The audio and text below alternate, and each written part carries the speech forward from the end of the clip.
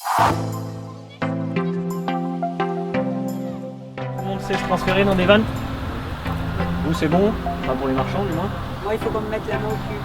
Ouais. C'est con. Là, putain, ça commence.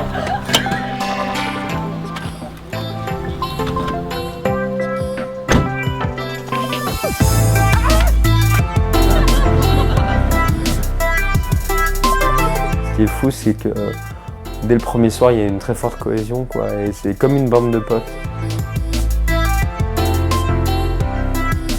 Je suis arrivé avec beaucoup d'appréhension parce que ne connaissant pas ce monde, je ne savais pas qui allait être là, comment ça allait se passer, quand faut-il aider, quand il ne faut pas aider, je ne savais pas. Aujourd'hui, j'ai l'impression, pas de maîtriser, mais d'avoir bien évolué. Oui.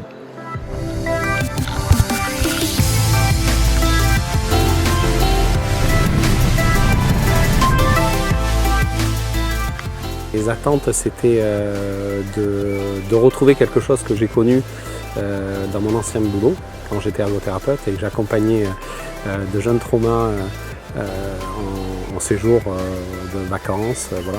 Bien à la maladie ou à la perte d'autonomie qui aujourd'hui, moi dans mon travail, fait que j'essaie de trouver des compensations, j'essaie de trouver des solutions et en fait là je m'aperçois que dans le quotidien, les adaptations et les solutions, il n'y en a pas besoin tant que ça.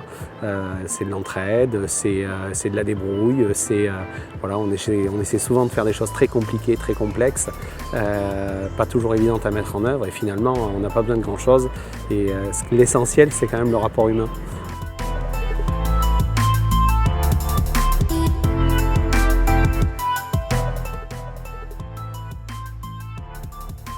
Du coup, le regard vis-à-vis de l'handicap, c'est vrai qu'on a toujours cette petite compassion qui est un peu étrange. On ne sait pas quoi faire, on ne sait pas comment regarder la personne. Moi, là, je me suis rendu compte aussi au long de ces jours, c'est est-ce que tu as besoin que je te pousse? Est-ce que tu as besoin que je t'aide à faire ton lit? Est-ce que tu as besoin de certaines choses? Du coup, face à ça, le fait de voir les personnes, de les voir autonomes, parce qu'en fait, je trouve qu'elles ont vachement été autonomes et elles n'ont pas besoin beaucoup d'aide. Elles arrivent à vivre, elles arrivent à rigoler et à faire toutes les activités. Moi, je les ai faites et elles les ont faites aussi. Donc,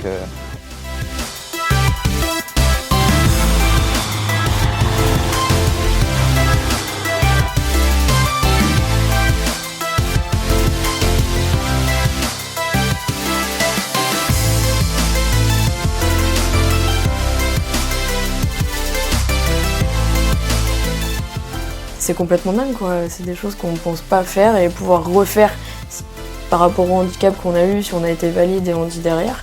Et de pouvoir se dire que finalement c'est des choses qu'on peut faire.